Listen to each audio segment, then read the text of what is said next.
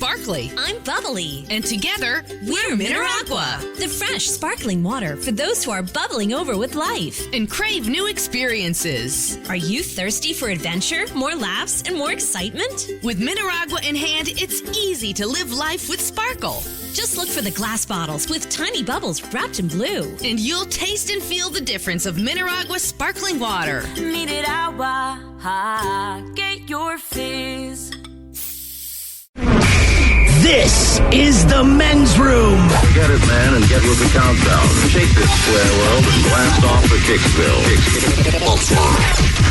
The Clippers, the Grasshoppers, the Hip Ones, all gathered in secrecy and flying high as a kite. You're listening to the men's room with Miles and Thrill. Say hello to our friends jumping on now in Boston at WAAF, Boston's legendary rock station. Also 98.5 KFOX, the South Bay's classic rock in beautiful San Jose. And our friends at Big Dog 97.9 in Joplin, Missouri. Welcome to the show, and a big show it is. Your guess is as good as mine. Coming up, categories will be deer and the drive-through. The word has words that you're saying all wrong. We'll drink a toast to the shot of the day and profile this. And today is the day we do our random question. Question 844-999-OLA. Before we got off the last hour there, we were talking to a lovely lady named Jen, and she said she had a lot of tattoos, 28 of them, I believe. Something like that, yeah. And the reason was because of our random question. What is your tattoo of?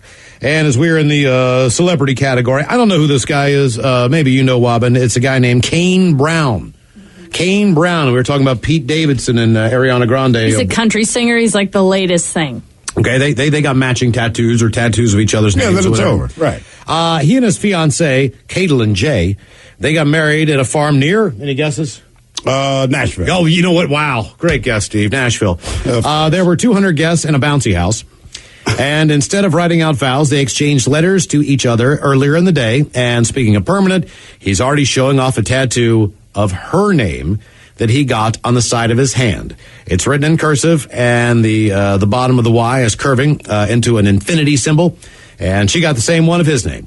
So they're matching up on tattoos. Hold on. Boy, I don't Kane, know. what was her name? Caitlin. Caitlin J. That's going to be hard to change to a different name. Look, it's doomed. I'm sorry, man. It's just, once you do that, I'm convinced that it is over. I mean, you could have your 65th wedding anniversary. They're old, you do it, and guess what? You're not going to die. You're still going to get divorced. I had a guy that I knew named Carlos. He's a very cool guy. He'd been dating this chick, Andrea, forever. And when I met him, I want to say they'd already been together for like 7 years. I knew him for about 3. He was going to ask her to marry him, right? And to us, we're like, it's a slam dunk, right? They're always together, whatever. They seem like a good couple. But one day he came in and he rips open his chef's coat and he has Andrea tattooed across his chest. Oh, right? Jesus. And I just looked at her. I'm like, oh, man. So fast forward about 2 weeks. He asked her to marry him. She says, no, it's over. And I'm like, man. What are you going to do with that? What are you going to do with that? Once you did it, you ruined it. Hello, Hayden. Welcome to the men's room. Liquor and whores. Liquor and whores. All right, Hayden, we're still in the entertainment category, so we're going to ask you about your musical taste here. Miles, real quick. Yeah. And I was going to say this earlier. That guy, Kane Brown, is that his name? His name is Kane Brown. Kane Brown. Robin, tell me if this is correct. Comment came in and said, hey, make the point he's a black country singer. Then they're saying that's called progress. We're coming together. The only reason I bring this up, when you said the name Kane Brown, in my mind, I'm like, that sounds like a big black dude. Really? Then you say country singer. I just assumed it wasn't. But I just thought it was going to be funny that she's going to be the future Mrs. Brown. Hello. All right, let's go with this question here, random question style. What would you say is your favorite party song to jam to? You want to be in a good mood? You want to throw down? You put on this party jam. I gotta say shots. LMFAO for sure. I mean, it's just the go-to. It is. Yep. You know what? I think many people would agree with you that's probably... It's a dumb song. It's not even a good song, but it definitely puts you in a good mood. Okay. Yeah. That's completely agree. And it depends on and if you're sober, not sober, it all seems to kind of work out. Yeah. Puts you in a better mood. What do you have a go-to? I like putting on an AM Mexican station. That's right. Yeah, and no matter what, man, I get in a good mood immediately. All you got to do is go to the dial, hit seek, look for any kind of Mexican radio station, and just go to town. It's great, because it'll be like, numero uno. And you can't understand. They're like, this weekend at Lowe's, get great deals on And you're like, wow, so crazy. The reason we asked, what is your favorite party song? Bret Michaels. Oh, God. He says, people always assume that a song like Nothing But a Good Time is easier to write than something emotional like Every Rose Has Its Thorn. Yes, it is. But it turns out, according to Bret, good time party songs are the toughest ones to write. He said, quote, when you're partying and having a good time, there's no emotion in you that says, let's sit down right now and write a song. But when you have something break your heart, those moments are the toughest of your life. Oddly enough, most defined songs and easier songs to write because you have an exact emotion. So in other words, he's not happy. Yeah, all right. I hear what he's saying. Let me break it down, and I think most musicians would agree, and it'll explain why pop music consistently is what it is. All right? So yes, if you're going to sit down with the goal of writing a song, chances are there should be something on your mind. More likely than not, probably not positive, because that's why people feel the need to get stuff out of the system. Understood. The other thing is, as far as writing, good time party jam, you do that because it's so easy, right? So, like a good time party jam is sit down and play something infinitely stupid but easy to digest on whatever instrument you have, and then you just put in the stupid lyrics. I mean, honestly, like if you sat down to write a song and you have the ability to write a song, you could write 10 quote-unquote party jams in the time it would take you to write one of the other ones, no matter how your emotion is, because the difference is this. If you're writing a song that matters to you, you're a lot more critical about how it goes. And when you're writing a party jam, man, it's like, look, these are the 3 notes you need. This is the order we're going to do it. This is the drum beat. Sing whatever you got to sing. Tequila. Right, like, anyone can write that. I hear what he's saying, but like, man, anyone can write that stuff. Come on. Random. And I don't like him. I don't like. That's why I want to ask questions. Not only do I not like Bret Michaels, right? I'm fine with Bret Michaels. I don't know much about him. I always hated Poison. They just pissed me off because they kept getting called a rock band, and then other record labels started signing nothing but other crap, right? So things turned to crap for a while. Poison goes away, which they should have. He does his solo tours. I don't care. And then 2 years ago, I'm at a goddamn store, and I'm going to buy a treat for my dog. I go down the aisle, and I don't know how this happened. I don't know how he legitimizes this. There's a freaking Bret Michaels dog treat, man. Like somehow. Oh, yeah. I do know that. But I'm looking at this, and there he is with that stupid bandana. I'm like, even my dog, man, right? Like, can I escape this guy? It doesn't make any goddamn sense. Hello, Charles. Welcome to the men's room. Hey, hola! Hola! All right, Charles, let's see if this pertains to you. I hope so. What are you or were you too fat, too thin, too tall, or too short to do? Oh, the first thing that pops to your mind is when you're at the amusement park when you're, shorter than all your older brothers, and you get to that awesome roller coaster that you were trying to grow up since last year to get on. That's the worst feeling, too. I mean, I'm like the most average sized person you could probably think of. How big are you? Like 6 foot 175. So you're still too big for an airplane seat? Oh, you're not kidding. Yeah, I mean, exactly. God. 6 feet, 175. Right, like I mean, you're a monster. And still uncomfortable. Yeah, exactly. Isn't that crazy? You're right, man. As far as the, once a year, take the kids to the fair, right? And my son being the shortest, and trust me, they're hip to the afro, because they'll come over and mush it down, not tall enough. And in a kid's life, a year is a ridiculously long amount of time. It is truly a decade, all right? So you wait all summer, go back to the fair. They have the same freaking rides. There's the beelines toward the one that he wanted to ride, but he couldn't, and his sister did, and his sister likes to rub things in.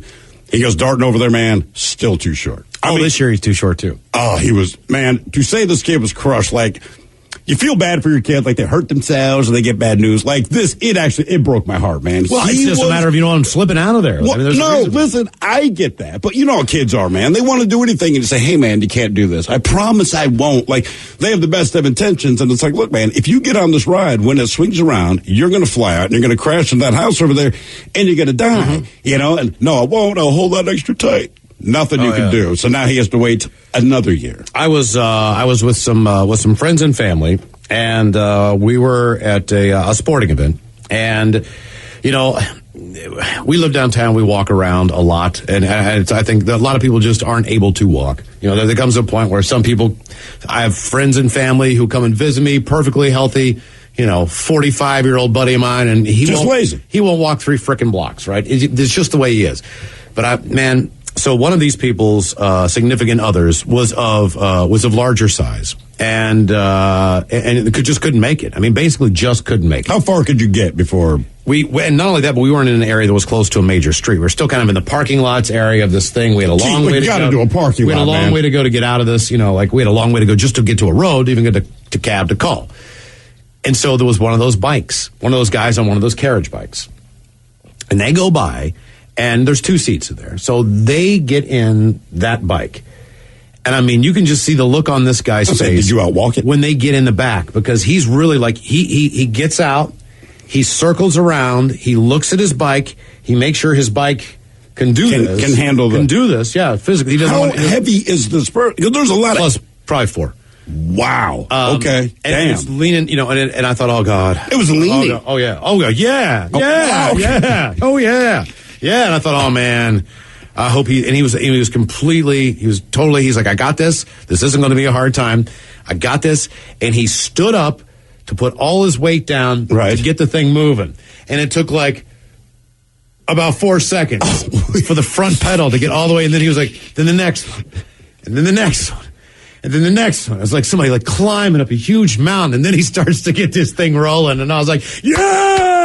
Like, thank God. Now, is this person aware? I mean, is he trying to be subtle about it? He's just upfront. He's not. He just went around to check the bike to make sure the bike was right. But you know why he's checking. I know exactly, because he's looking underneath. Well, what I'm saying, but you don't think they really picked up on it? I think like anything else, you know what I mean? I think you know. I think you know, and that's got to be uncomfortable and have to be put in that situation. You know what I mean? And I walk to the gun. That's what I said. Greece has banned fat tourists from riding on donkeys after the animals were being left with spinal injuries. This is a true story.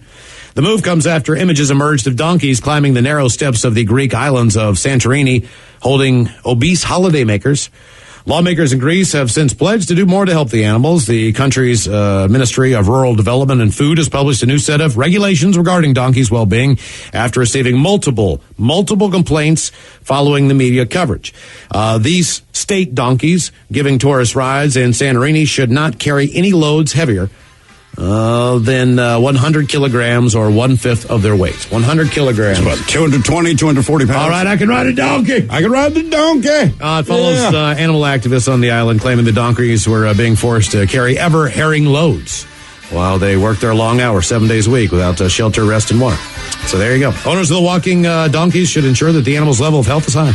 So no more fat tourists on donkeys. Random question, 844-999. Hold on, more your calls coming up. You are listening to the Men's Room Radio Network. This is the Men's Room with Miles and Thrill. Your guess is as good as mine. The categories will be roadkill, deer, and the drive-thru. Your guess is as good as mine. Coming up right after emails on our random question, 844-999. Hello, Colton. Welcome to the Men's Room. Hola, bichola. Hola. Colton, we're going to get dirty with you here. Oh, good. Yeah, man. When was the last time you had to deal with poop, Colton, that was not yours? Well, I'm in the process of transferring a 3-year-old out of pull-ups, so just a couple days ago. All right. So you're in the pull-up stage of the game. Lovely didn't make it. Well, just trying to get out of the pull-up stage. Yep. Well, that's you're on the bubble. You know what I mean? The pull-up stage is right there close to being potty trained. So. Miles is painting the silver lining, and he is correct. But like anything, you really want this to be over. There are few things that bring a parent more joy than knowing you don't have to buy diapers or pull-ups anymore. Yep. Oh, no, God, yeah. Totally. My cat is a bit of an idiot. And every once in a while, unfortunately, his stomach gets the better of him.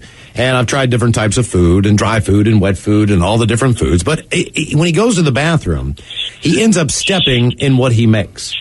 And then he'll jump up on my bed and there'll be poop marks Like I'll have poop prints on my comforter, and it's almost like washing your car, and then you're just guaranteeing it's going to rain. Anytime, no, it's not like that, Miles. It's not like that. Anytime I wash my comforter, that cat gets back up on there and puts poop all over it. See, when you wash your car and it rains, you go, God damn it! Of course this happens. Yeah. When there's poop that's not yours on your bed and it has been tracked around, I don't think to myself, it's just like washing the car. It's nothing like that. It's poop in your bed. Because here's another thing. See, even if you didn't wash your car and it rains, your car gets wet. Like, you accept that your car will get wet. I do not accept that foreign poop or even my own ends up in bed. These two things are mutually exclusive. Like, nobody likes stepping in poop, but you do understand that when you wear shoes, they touch everything on the surface of the street. When you step in poop barefoot, it's a much different experience. I woke up to the smell. I'm like, what is it? And I looked and I turned on the light and I'm like, you got to be kidding me. Because it's 5 a.m. I don't have another blanket. I got one blanket. You know what I mean? So this thing's got to go in the washing machine right away. So he pooped at that time to climb the bed? And he smeared it all over my comforter. And I'm like, damn what about your pillows or you, man? On the sheets, on the comforter, and then I got that on my arm. And then it was... No, wait. How often does this happen? I have to wash my comforter at least once a week. Because of that. Because that's where he stays. And I can put another blanket down and get that. I just have to wash the poop off. But I'm saying, like, is there poop on your blanket, like, once a week? I just washed my blanket last night, and there's already a small spot of poop on it this morning. Can you just close your door? No, because he'll just sit out there and meow until a little bit. Listen, I mean, look, man, I'm not going to tell you how to live. And maybe it's just me, but you have a decision. Like, all right, 5 o'clock in the morning, every morning, he wins. I can listen to a cat meow, and it is very annoying. It's very frustrating, right? I can listen to that, or I can get up and have to wash my sheets because it tracks poop in. And my thought is, I'm going to be awake either way, but to not have to deal with fecal matter, I'm taking the other, man. Reason we asked, when was the poop not yours? Back in June, a 38-year-old woman named Rachel Fadanian, anyway, of Lakewood, Florida. She stabbed her 40-year-old husband, Bryant, and she killed him. But she says it was an accident. She was just cutting up a pizza, and as she was walking through the living room, her dog pooped on the floor. She slipped on the poop and fell onto her husband, knife first, stabbing him and killing him. Do you believe this? The detectives, they couldn't find any signs of dog poop anywhere in the living room. Also, that wasn't the only story Rachel gave the cops. At one point, she said that her husband, that he was accidentally running at her, and she slipped and accidentally stabbed him. Believe it or not, the cops are not buying either of these stories, and she was arrested just last week for murder. But keep in mind, this happened back in June, and she's still been free the entire time based on the slipping on the poop story and the fact that it hadn't been corroborated yet, or it hadn't been, proven to be wrong. Listen, I've never murdered anyone. If I did murder someone, all right, I would think that knowing that the police are going to show up, all right, and I'm going to come up with my alibi. I'm going to come up, and I've seen Dateline, right? Maybe they hired someone, they were out of town, and they get caught. Maybe I say I came home, and I staged the place to look like a robbery. But in the amount of time I'm thinking I'm going to kill someone and then come up with a lie to tell the cops, I would be angry. In fact, this is how I would say it. The cops go, well, what happened here?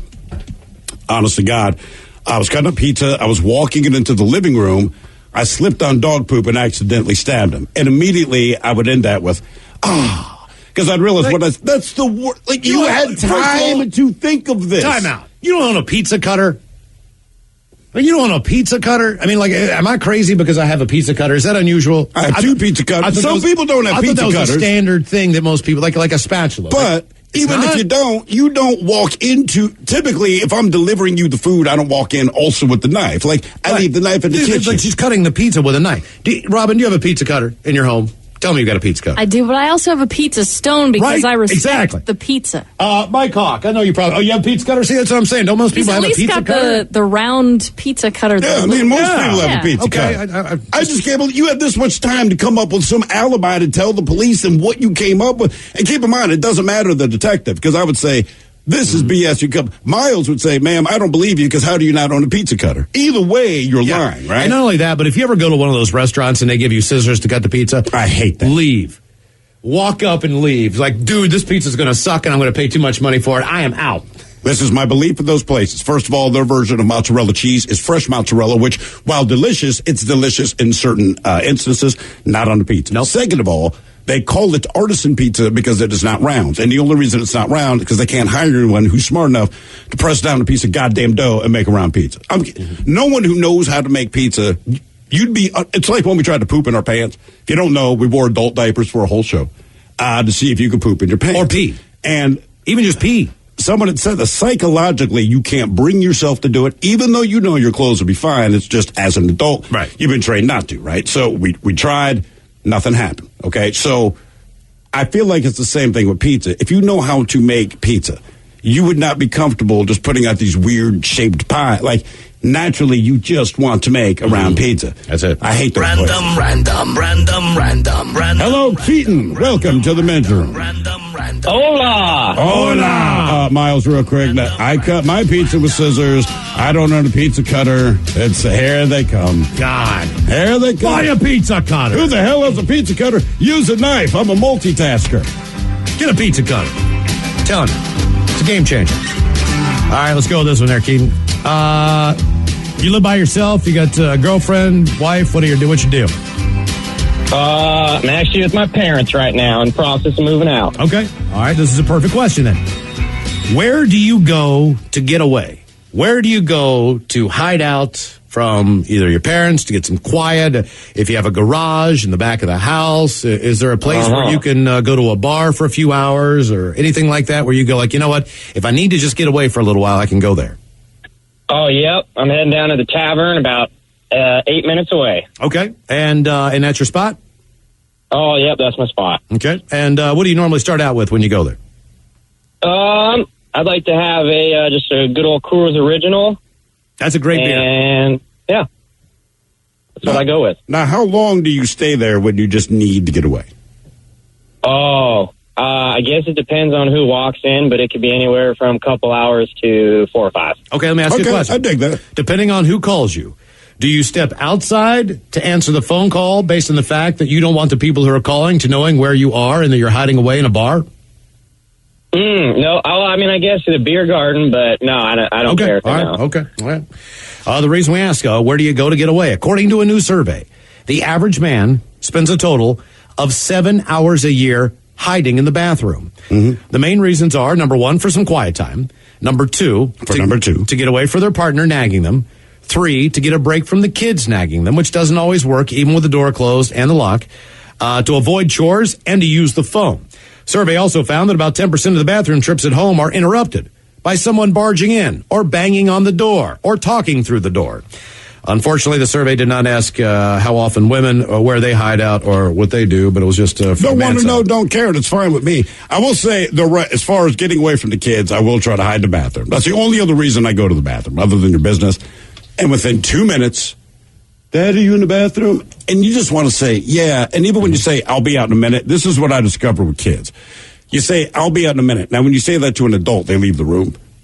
The kids just sit on the bed and literally wait for you. And you realize that they're there on the other side of this door, and it's just, I'm done. You ruined the time. Random. Hello, Blaze. Welcome to the men's room. Hola. Hello, Blaze. How are you? I'm doing good. How are you guys? We're doing great. Let's go with this one here, Blaze. Was that a nickname or a family name? It's a nickname. Okay. Blaze, what did you have to cancel? What were you looking really forward to, but you just had to cancel it? Just multiple things in general. Just life gets a hold of you. Let me see. The last time I've had to cancel on friends a lot because either we didn't have enough money to make it out or I just was too lazy. All right, well, canceling because you're lazy. I mean, like, that's a decision to make. You've just agreed I don't feel like doing it. But not having the money, man, that's just a killer. Do you ever have any trips that you couldn't take or places that you were going to go and then you had to back out of that? Yeah, when I was just getting out of high school, I got this nice inheritance, and I was planning on taking a trip to Europe, and then I was like, well, I'm going to try and get a job instead, and then that never really worked out. So. And do you still have any of that inheritance left, or is that long gone? No, I spent it all on tattoos. You spent all, how much did you get for an inheritance? I've never gotten a windfall of money or anything like that. What was that? If you don't mind me asking, how much money? Well, he wasn't actually a family member per se. He was one of our family friends. But I grew up with him. It was like $1,200. So I spent, actually, I think it was about $2,000. I spent $1,200 on that with a car and then the rest on tattoos. Okay. All right. Well, that was awful nice of him. He must have liked you. Yeah. Yeah, very cool. All right. It's quite hush money. Yeah. Do you still want to get to Europe? Yeah, of course. I mean, right now I'm living with my wife.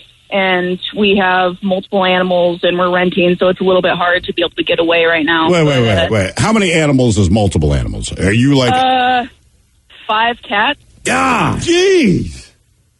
Yeah, and there's that thing where they're like, you need to get a cat box for, each cat plus an extra one. I was like, well, we live in a small place, so we're not going to have 6 litter boxes scattered around the house. Do your neighbors think you're the crazy people? Yeah, most of the time they're like, oh yeah, I saw this new cat in your window. I was like, no, that's we've had that one for a couple years. Now, who is it that loves the cats more? Is it you or is your wife? Like, which one of you is mostly responsible for 5 cats? I think it's mostly me because I walked into the relationship with one cat. She had one cat as well. We ended up fostering one other cat that's kind of been adopted now. And then, let's see here.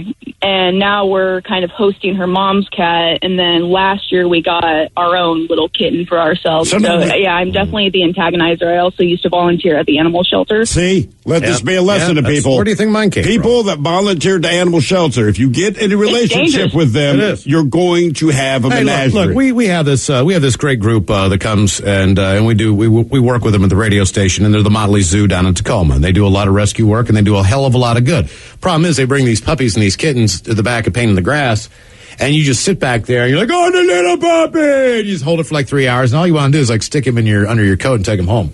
Because it's too much. Cats the same way, man. They got all these little kittens back there. It's awesome. The thing I like most about this, keep in mind, this is backstage of a massive rock concert, all right? And there are massive bands that are there. And a lot of bands, especially the younger ones, man, these are tough-looking dudes. They got their leather, their tattoos, they got all this stuff, all these things that you see in the picture where they look cool, and you meet them, and they still seem cool. And you walk around this one corner where these puppies are, all right? These guys melt down. You haven't lived until you've seen, like, the guys from Korn nuzzling up the pup and melting down. Randy Blythe sitting there going, oh, look at the little puppy. Was it David Draymond? Like, all these guys, man, and, like, you just see them, and I'm like, it's puppies, dude. They take down anyone. It is. The reason we asked, what did you have to cancel? This is kind of a crazy story, and it goes back a few weeks here to Columbus Day. Columbus Day was on, a Monday this year? I don't know how you're supposed to celebrate Columbus Day. Or not every Monday. It's always a Monday, right? Is it? Okay. I don't know. It says the largest city in America, named after Christopher Columbus, canceled Columbus Day this year, claiming that it's too broke to celebrate. Local government officials in Columbus, Ohio, said they did not have the budget to allow city employees to take the day off Monday.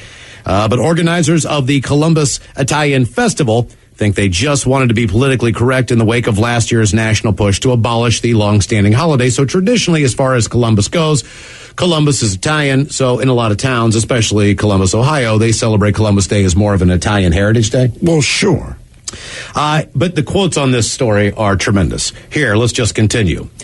It's very in vogue politically right now to do that, said festival board member Joey Contino, noting how he sees cities across the country starting celebrating instead Indigenous Peoples Day. He says, quote, it's not PC for me to say anything against indigenous peoples. You can kick Christians. You can kick Catholics. That's the message it sends to us, and that's what it feels like. We're Europeans, and we lop Indians' heads off, which is just not true, quote, unquote. I'm not sure that's what everyone's thinking. I don't think so either. Either way, officials insist, though, that they simply didn't have the cash to pay for all 8,500 employees. The city only had a big enough budget to celebrate Columbus Day or Veterans Day this year. Since most of the workers are vets, they decided, hey, let's celebrate that day in November and give them the day off. We have a number of veterans who work for the city. We thought it was important to honor them on their day off. Contino believes the city is just trying to play it safe. He says, if you're a mayor of a city and its name is Columbus, why wouldn't you celebrate that?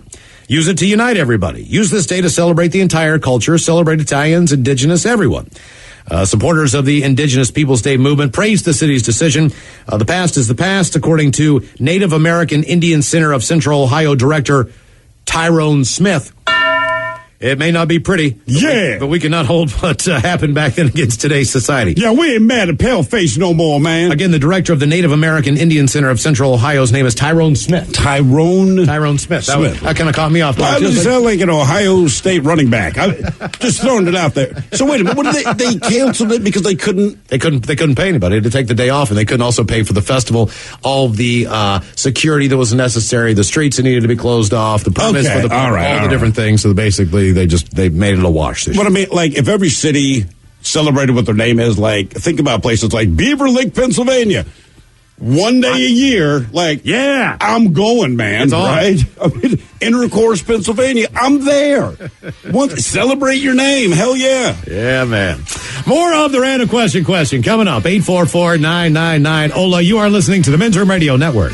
Ola, bitch, Ola, you have entered the men's room.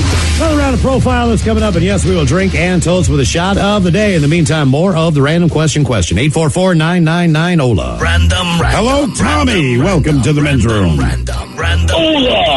Hola. Tommy, welcome to the show. Let's give you one of these. Thank you. What happened with your neighbors? What happened with your neighbors? Oh my God. Let's see. So my upstairs neighbor, he passed away from cancer, and I acquired his dead cat. And you said you acquired his dead cat? No, I acquired a dead man's cat. Oh, the dead man's cat. Okay, all right. Yeah, super nice guy.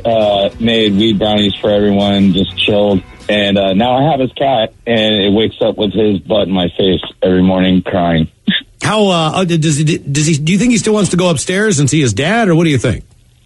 I want to say that, but it's an animal that I never had previous acquaintances with, so I don't know its habits and what he did with it, or if it was confined. But I don't let it go outside, and I think it's weird because she cries because she misses him, but.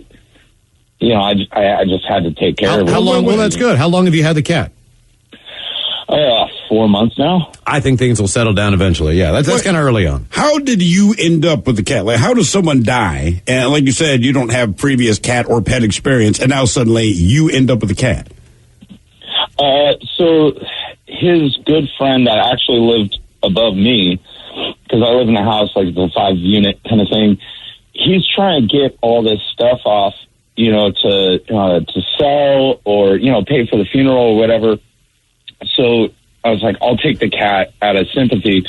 And this guy tried to give me not just a used mattress from another person, but a used mattress from a dead person. The guy died on, probably.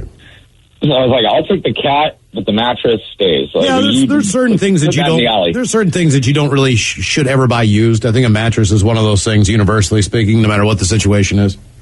Yeah, exactly. That's why there's a tag on there that says resale of this is basically probably illegal. You can give it away to somebody. Should just say gross. Don't do it. Reason we asked what happened with your neighbors. Robin, where is Burlington, North Carolina? You spent a lot of your time there. Is that near our friends at in Fayetteville at Rock 103? Or is it? I want to say it's a couple hours west of them. Okay. So it's kind of in the middle of the state, to my knowledge. That'd be the Piedmont. Correct. The story goes like this. A mother threw her 1-year-old child to the ground.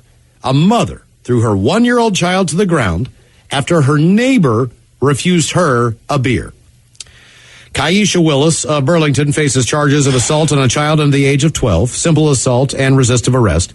Officers were called to the apartment complex at about 4:30 in the afternoon. Police said the suspect went to just go and visit her neighbor. Willis allegedly demanded that her neighbor give her a beer, and when she didn't get one, she threw her child on the ground, according to police. Well, she threw her own child on the ground. That is correct, and then she began to assault the neighbor. Police said that the social services was contacted. The child was placed in the custody of a grandparent. The child did not have any type of lasting injuries, and the mom was jailed under a secured bond of $5,000. I mean, look, man, I know sometimes, like, you might have a bad day at work, come home, and the kids get the ugly end of it because you have no patience. But I can't think, like, when am I going to grab my kid and throw him to the ground, period? Because I didn't get what I wanted. Right. Then when am I going to throw my kid to the ground because someone turned me down for a beer? I mean, don't you just feel like maybe that kid should have been with the grandparent before this? Yep. Random. It's a good thing the kid's with the grandparent now. Yes. Hello, Sean. Welcome to the men's room. Hola. Hola. How you guys doing today? Doing great, Sean. Thanks, brother. Let's go with this one. What's the most disturbing thing you've ever seen or found? Let's make that about 2 things I've seen while working. I've seen 2 dead bodies on the road. What do you do for a living? And don't tell me you're a hitman. I wish. They make great money. No, I drive a bus for Metro Access, so I help special needs and elderly and disabled get around. So you're always lowering that ramp and taking it nice and slow. Yep. Yep. Now, did you stumble upon this, or did you come upon a wreck, or what was the circumstance? Did you hit them? So the first one, I was driving up Highway 18 going into Federal Way, and there's traffic going eastbound on Highway 18, and I happened to look over, and apparently somebody had jumped off of the bridge from Military Road above 18. Boy. Yeah, it's hard to see. That's those things are terrible. A couple accidents I've stumbled upon were just like, oh, God. Well, it's so much different than the movies, though. Like in the movie, you see somebody get shot, hit by a car, you're like, whatever. You see it in real life, you're like, this disturbs me. This is an unbelievably disturbing story. As officials made a horrific find at a funeral home. And prepare yourself for this one. 11 dead infants have been found stored away in the ceiling of a Detroit funeral home. According to ABC News, following an anonymous letter, officials discovered the remains at Cantrell Funeral Home, which had already been closed for some previous violations. The remains were stored in a cardboard box and a small coffin, tucked away in bags in a drop-down ceiling. They were mostly in a cardboard box. 9 of the 11 very small remains, according to the Detroit police. He said some infants' names are known to police, and the medical examiner is investigating. At least one of the infants has been on the premise since 2009. Jesus. Funeral home was shut down over conditions inspectors called it deplorable and other violations and operating without proper registration. The cops just said, this is unbelievable. I am at a loss for words. Hola! The shenanigans continue on the Men's Room Radio Network. Bundling home and car insurance with Geico is so easy, your neighbors are probably already doing it. But who? Look for the signs. Do they have a home and or car? Are they saving lots of money? Do they seem unusually happy? Do they have a child named Geico? Geico, dinner time! Have they recently purchased a drone? That's unrelated to the Geico thing, I just really like to try one. But if you notice these other things, you may want to ask them how easy it was to bundle with Geico. Bundling is easy with Geico. Just ask your neighbors.